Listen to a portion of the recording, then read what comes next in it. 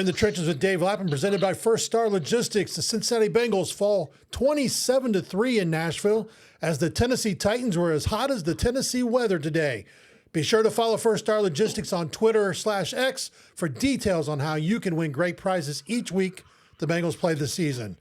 Dave Lapham was on the call on the First Star Logistics Bengals radio network, and Lap, not the kind of day the Bengals or their fans expected against the Tennessee Titans.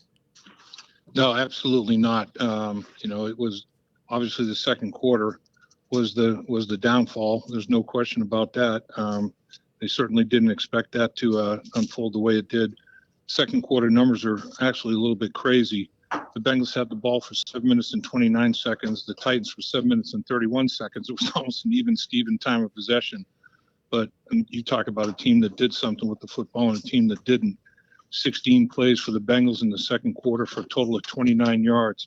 19 plays for the Tennessee Titans for a total of 233 yards, and they put touchdowns on the board. So that was obviously the difference in the football game. The Bengals averaged less than 2 yards of play in the quarter, whereas the Tennessee Titans averaged almost 13 yards of play per quarter and per play in that second quarter. So they did anything they wanted to. Derrick Henry rushed 4 times for 51 yards, hit a 29-yard touchdown run. This kid Spears from Tulane, nice little change of pace back. He had a couple of carries for 17 more. Tannehill was 8 for 11 for 165 yards and a touchdown, quarterback rating of 145.1. Hopkins had 2 catches for 45 yards. They had 3 different receivers catch at least 2 passes for 26 yards or more. They had a bunch of big plays. They had 7 plays of 15 yards or more in the second quarter. They had only given up 18 plays of 15 yards or more in 3 games prior to this football game, and they gave 7 up in 1 quarter. So they got sliced and diced just about every way you can imagine. And then offensively, there wasn't any support to what if your defense is struggling like that, the best thing to do is keep them off the field. And the Bengals couldn't certainly get that done either. The Bengals, they now hit the road again against Arizona next Sunday. Day that the stat I saw was teams that start the season 1-3. Only 14% have made the playoffs since 1990. And Joe Burrow today, 20 of 30, 165 yards, no touchdowns, no interceptions. But he was under pressure the whole time, and you can tell he is not the Joe Burrow we've seen since he was drafted by this team. No, Joe Burrow right now is medically limited. And, in the pocket, he's close to 100%, very close. But, that when he's doing that type of thing, he's able to perform. But still, it's short to intermediate stuff. He's not able to goose the ball down the field like we've seen him do it. You can't put that kind of pressure on that right calf. And then the other part of it, if you do have to try to get him out of pocket and extend and create, pick a percentage. I mean, you're just rolling the dice on, is this the player where he's going to get injured? So you have a very limited Joe Burrow, no question about it. He had a fumble today, no interceptions, no touchdown passes.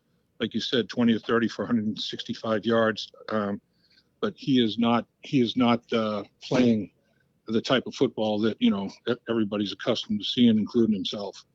Does there come a point in time where you say, okay, Joe, we need you. This is not a short term. This is long term. You're going to be here many years, to where you just say, you're running the risk of further injury, some other bigger injury. Because he got a lot of pressure, and you talked about that in your keys about the guys like Simmons being able to bring the pressure, and they brought it. Does it come a point in time where he actually could suffer a worse injury because he cannot get out of the pocket the way he needs to? Yeah, I mean that's his answer to pressure is make people miss, extend, and create. And right now he's kind of a sitting duck in that regard. So you don't want to have a situation where he takes a shot, and he took plenty of them today, where you injure something else, or if you try to get out of pocket and your calf gives you a little bit of an issue, you injure something else. So yeah, I mean there's probably decisions that are gonna be thought through and made. They felt like he was good enough to go. He felt like he was good enough to go in this one. But the way that unfolded in the second quarter, it got away from him quickly. There's no question about it. I know we don't have you for a lot of time because you got to get on the bus. Dave, where does this team go from here? I mean, fans are going to be frustrated. We know that. That's part of this, the whole thing, and the entertainment value of it. What does this team have to do to get on the right track? We thought it was showing that it was getting there against the Rams, but today it was like it took 10 steps backwards. Well, I mean, they haven't scored touchdowns. I mean, the first drive was an indicator. You know, you go the length of the field in 11 plays, and you have to settle for a field goal at the 3-yard line, and that's all the points that you scored. All you have to do is go back to last week. Tennessee went up to Cleveland and got smoked by the identical score.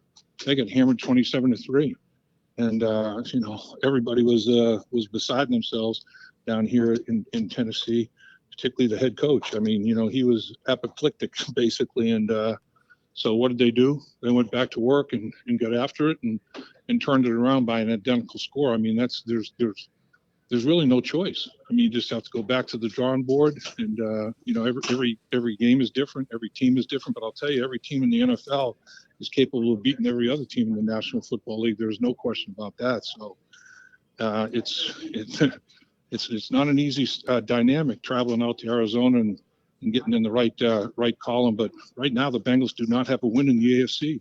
They don't have a win in the AFC North. They don't have a win in the conference. The only win is an NFC win, and Arizona would be another NFC win. But they got to start winning games in the conference and in the division to crawl back out of the hole. Higgins goes out. Rib injury is what was being reported. And then also Cam Taylor-Britt looks like he took some friendly fire and went out, looked like in the neck, shoulder area. Concussion. He was being evaluated for concussion. Gotcha. Okay, Dave. It's gonna be a long week, but the Bengals do get a day back. It was a short week, having the Monday night game. You're in charge. What does this team do going forward? Well, what it has to do is take care of all the situational stuff better than was taken care of in this football game. When you get in the red zone score, you know, on third down, don't go 0 for 6 to start the game. They went 0 for 4 in the second quarter alone. So, like I said, if one phase of the football team is struggling, the other one has to step up and support it, not desert it. You know, I mean, just have to start playing better complementary football. There's no, there's no magic elixir or anything else. They just have to go back to work and grind and get better. That's the bottom line. You've been listening to In the Trenches with Dave Lapham, presented by First Star Logistics. Again, a reminder, be sure to follow First Star Logistics on Twitter/X for details on how you can win great prizes each week the Bengals play this season. And Dave, I know you got to get on that bus, so any final thoughts you have? Not really too much. I think we've covered everything, Dave. I mean, at this point, it's it's beating a dead horse. Talk is cheap. What they have to do now is go out and do something about it, not talk about it. Actions speak a lot louder than words, as the old saying goes, and that's where they are right now. All righty, Dave. We appreciate you taking the time. Safe travels back home, and we'll see you this week in the trenches. You got it, sir. Dave Lapham here, and every day I am grateful for my experience to have played professional football. As a player, I realize self-motivation, leadership, and appreciating your teammates are key. At First Star Logistics, you can use those same attributes to create the life you want for you and your family. Build your future by working hard like I did. You'll see results both on and off the field. Call First Star Logistics today and be part of our winning team. Opportunity knocking.